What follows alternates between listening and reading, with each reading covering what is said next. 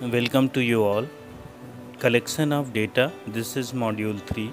In previous two modules, we have learned primary data, secondary data, internal source of data, external source of data, and methods of primary data collection. In second module, we have learned questionnaire, schedule, and properties of a good questionnaire, pilot survey. In this module, we will cover what are the sources of the secondary data, published source, unpublished source, and what precaution we have to use while selecting the secondary data, along with two important secondary source, Census of India and NSSO. Methods of collecting secondary data. Methods of collection of secondary data is classified into two parts: published source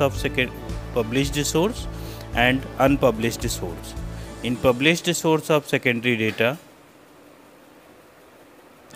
there is the government publications.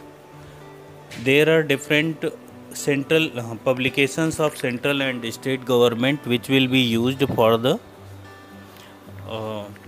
collection of secondary data. Agricultural statistics, RBI bulletin, labor gazette, these can be used as a source of data, published source by the government organization. There are some semi-government publications also. Semi-government publications includes information regarding health, birth rate, death rate, education, sanitation, published by municipalities and metropolitan councils. तो semi government publications में नगर पालिका, नगर परिषद के द्वारा publish की गई बहुत सारी इन्फॉर्मेशन, जिसमें health, birth rate, death rate, education, इन सब के रिकॉर्ड प्रेजेंट होते हैं। वहाँ से सेकेंडरी डेटा को कलेक्ट किया जा सकता है।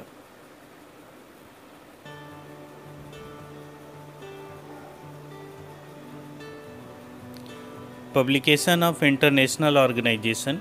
इंटरनेशनल ऑर्गेनाइजेशन जैसे WTO है, टाइम मैगज़ीन है, फोर्ब्स मैगज़ीन है, ये भी टाइम टू टाइम बहुत सारे डेटा को पब्लिश करते रहते हैं।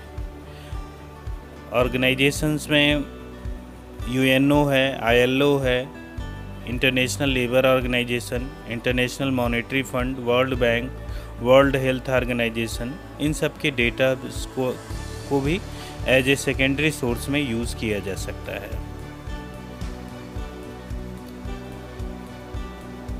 Publication of research agencies. बहुत सारे रिसर्च इंस्टीट्यूशंस होते हैं जो डिफरेंट सब्जेक्ट पे, मार्केट पे, इकोनॉमी पे रिसर्च करते रहते हैं। उनके रिसर्च की रिपोर्ट को भी as a secondary data use किया जा सकता है।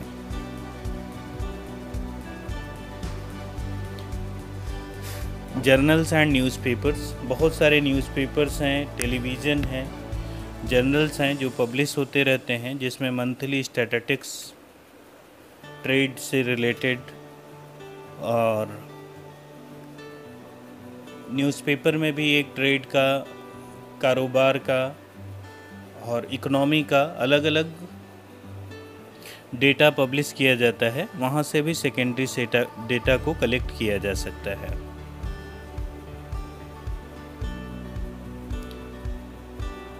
Publications of trade institutions and reports of committee and commissions। बहुत सारे ट्रेड इंस्टीट्यूशंस हैं जो अपने रिसर्च करते रहते हैं, स्टैटिस्टिकल डिवीज़न के थ्रू कलेक्ट करते हैं डेटा को और पब्लिश भी करते हैं। जैसे एसोचैम है, association of chamber of commerce, federation of Indian chamber of commerce, FICCI है, इंस्टीट्यूट ऑफ चार्टर्ड अकाउंटेंट है, ICA। ये सब ट्रेड इंस्टीट्यूशंस हैं जो टाइम टू टाइम अपने डेटा को पब्लिश करते रहते हैं। साथ ही साथ बहुत सारी कमेटीज़ हैं जो गवर्नमेंट अपॉइंट करती है, और ये कमेटी अपनी सजेशंस और अपनी रिपोर्ट प्रोवाइड करती रहती हैं। जैसे स्मॉल स्केल इंडस्ट्रीज़ के डेवलपमेंट को लेकर कार्वे कमेटी सेटअप की गई थी। एजुकेशन के लिए तापस मजूमदार कमेटी सेटअप की गई थी। तो ये सारी कमेटीज़ अपने रिपोर्ट को पब्लिश करती रहती हैं। There are some unpublished source of secondary data.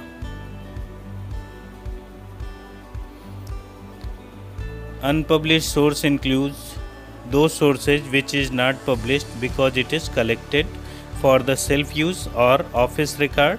It includes reports of the research scholars, reports of the universities, reports of the trade institutions. ये सब पर्सनल यूज़ के लिए जो रिसर्च हैं इनको पब्लिश नहीं कराया जाता, लेकिन ये भी सोर्स ऑफ इंफॉर्मेशन हो सकती हैं। ये डेटा पर्सन पब्लिश नहीं करता इस वजह से क्योंकि ये इसके पर्सनल यूज़ के डेटा होते हैं, लेकिन इनसे अगर कंसल्ट करके सेकेंडरी सोर्स से डेटा को कलेक्ट किया जा सकता। Secondary data we know it is collected by some other person. तो सेकेंडरी डेटा का कलेक्शन कोई दूसरा पर्सन करता है, इन्वेस्टिगेटर नहीं करता। इस वजह से उसमें वो लेस एक्यूरेट होते हैं, लेस ऑब्जेक्टिवफुल होते हैं, लेस ओरिजिनल होते हैं। तो इस कारण से इन डेटा को यूज़ करते समय बहुत सारी प्रिकॉशंस करने की ज़रूरत होती है। First one is the competency of the collecting agency. सबसे पहले हमको ये देखना होगा कि कौन सी एजेंसी ने उस डेटा को कलेक्ट किया है। बहुत सारी एजेंसीज़ होती हैं जो कॉम्पिटेंट हैं, उनके पास स्किल्ड वर्कर्स हैं, स्किल्ड एमिनरेटर्स हैं, स्किल्ड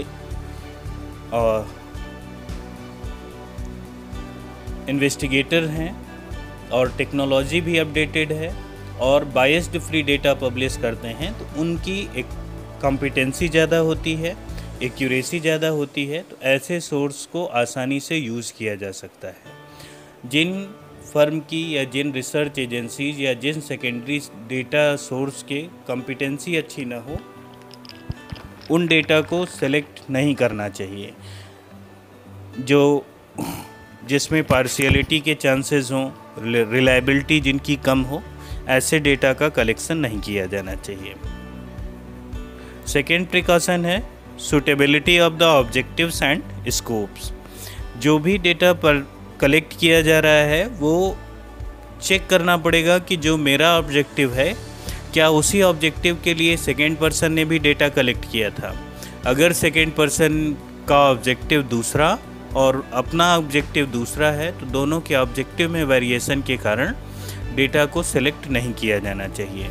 जैसे हम लोग पिछली क्लास में एग्जाम्पल ले चुके हैं कि अगर मैट्रिमोनियल साइट्स के लिए अगर इनकम का डेटा कलेक्ट किया गया है, the same data will not be suitable for the income tax payers.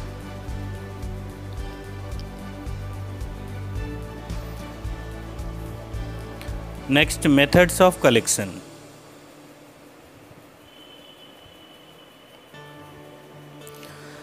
तो कलेक्शन किस मेथड से किया गया है? अगर ओरिजिनल मेथड है और सेंसस मेथड है, ज़्यादा से ज़्यादा सैंपल को उसमें कंसीडर किया गया है, तो सैंपल साइज ज़्यादा है तो रिलायबिलिटी ज़्यादा होगी। अगर स्मॉल ग्रुप पे सैंपल सेलेक्ट करके सर्वे किया गया है तो उसकी रिलायबिलिटी कम होगी। प्लान्ड सैम्पलिंग है तो रिलायबिलिटी कम, और रैंडम सैम्पलिंग है तो रिलायबिलिटी ज़्यादा होगी। Second one, conditions of collection. जिस समय डेटा कलेक्ट किया गया हो उस समय का टाइम पीरियड देख लेना चाहिए, वो नॉर्मल टाइम पीरियड होना चाहिए। एबनॉर्मल कंडीशन या एबनॉर्मल टाइम पीरियड में कलेक्ट किए गए डेटा अनरिलायबल और रॉन्ग कंक्लूजन को लीड करते हैं। जैसे सपोज़ कर लीजिए, एग्जांपल हम लेते हैं कि अगर कोरोना के टाइम पे जीडीपी का, एम्प्लॉयमेंट का डेटा पब्लिश किया जाए तो इस समय के जो कंडीशन है वो एबनॉर्मल सिचुएशन है। इस समय का अनएम्प्लॉयमेंट रेट ज़्यादा होगा, कमोडिटीज़ के प्राइसेस ज़्यादा भी हो सकते हैं जिनकी डिमांड ज़्यादा है। कुछ कमोडिटीज जिनकी डिमांड कम है उनके प्राइसेस कम भी हो सकते हैं। तो ये एबनॉर्मल सिचुएशन है जिसमें फूड ग्रेन्स के प्राइसेस ज़्यादा होंगे। अगर इस समय का डेटा नॉर्मल सिचुएशन के लिए कंपेयर करने के लिए लिया जाएगा तो वो डेटा रिलायबल नहीं होगा। तो कभी भी कंपेयर करने के लिए नॉर्मल सिचुएशन का डेटा होना चाहिए, वार टाइम का नहीं होना चाहिए, इन्फ्लेशन के टाइम का नहीं होना चाहिए, एबनॉर्मल सिचुएशन का नहीं होना चाहिए। Next one is the accuracy. Accuracy of data should also be kept in mind. जब भी डेटा को कलेक्ट करें उस समय एक्यूरेसी को भी माइंड में रखना चाहिए। अगर अवेलेबल डेटा जो है उसमें एक्यूरेसी नहीं है, ऐसे केस में वैसे डेटा को यूज नहीं करना चाहिए। There are two important source of secondary data. Secondary data के दो इम्पॉर्टेंट सोर्स हैं, सेंसस ऑफ इंडिया और NSSO। Census of India was started in 1872 and first official census was collected in 1881. तो census of India provides complete demographic record of population. Census of India जो है वो country की population से related जितने भी demographic record हैं सारे रिकॉर्ड पब्लिश करता है। Census is collected after every 10 years. तो हर 10 सालों के बाद सेंसस कलेक्ट किया जाता है। पहली बार 1881 में किया गया, सेकेंड टाइम 1891 में, फिर नेक्स्ट 1901, 1911, 1921, इस तरीके से हर 10 सालों पे पॉपुलेशन सेंसस की काउंटिंग होती है। तो सेंसस ऑफ इंडिया को ब्रिटिश रूल के टाइम पे 1872 में ही सेटअप किया गया था, लेकिन फर्स्ट टाइम ऑफिशियल सेंसस का जो कलेक्शन हुआ वो 1881 में हुआ था। Reports of census is published by the registrar general and census commissioner.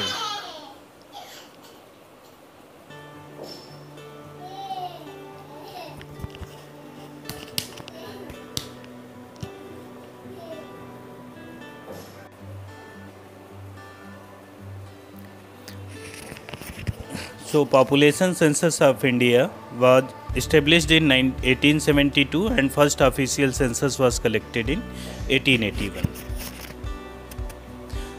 तो पहली बार 1872 में ब्रिटिश गवर्नमेंट के टाइम पे पॉपुलेशन सेंसस ऑफ इंडिया को इस्टेब्लिश किया गया था और ऑफिशियल सेंसस 1881 में फर्स्ट टाइम कलेक्ट किया गया था। Report of the census is published by registrar general and census commissioner. तो हर 10 ईयर्स पे जब सेंसस ऑफ इंडिया की रिपोर्ट आ जाती है तो उसको पब्लिश करने का काम रजिस्ट्रार जनरल और सेंसस कमिश्नर का होता है। Next one is population size, density, sex ratio, literacy rate etcetera is published by census of India. तो census of India population density, sex ratio, population कितना है, फर्टिलिटी रेट कितना है, growth rate, population growth rate, annual कितना है, अलग अलग states की डेंसिटी कितनी है, इन सब से रिलेटेड डेटा को पब्लिश करने का काम सेंसस ऑफ इंडिया का है।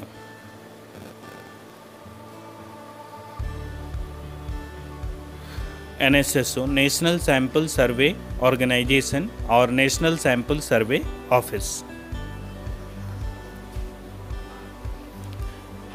NSSO national sample survey organisation was set up in 1950, now known as national sample survey office. अब इसको नेशनल सैंपल सर्वे ऑफिस के नाम से भी जानते हैं। इसको 1950 में इस्टेब्लिश किया गया था।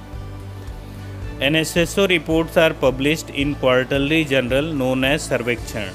NSSO की जितनी भी रिपोर्ट्स हैं वो क्वार्टरली एक जर्नल प्रकाशित होता है, उस जर्नल में सर्वेक्षण के नाम से NSSO की रिपोर्ट पब्लिश की जाती हैं। It provides periodic estimates of the poverty, literacy, unemployment and school enrolment etcetera. NSSO की जो रिपोर्ट्स है वो टाइम टू टाइम एस्टिमेट करता रहता है कि कंट्री में पॉवर्टी कितनी है, लिटरेसी रेट कितना है, अनएम्प्लॉयमेंट क्या है, स्कूल में इनरोलमेंट क्या चल रहा है, इनसे रिलेटेड रिपोर्ट को पब्लिश किया जाता है।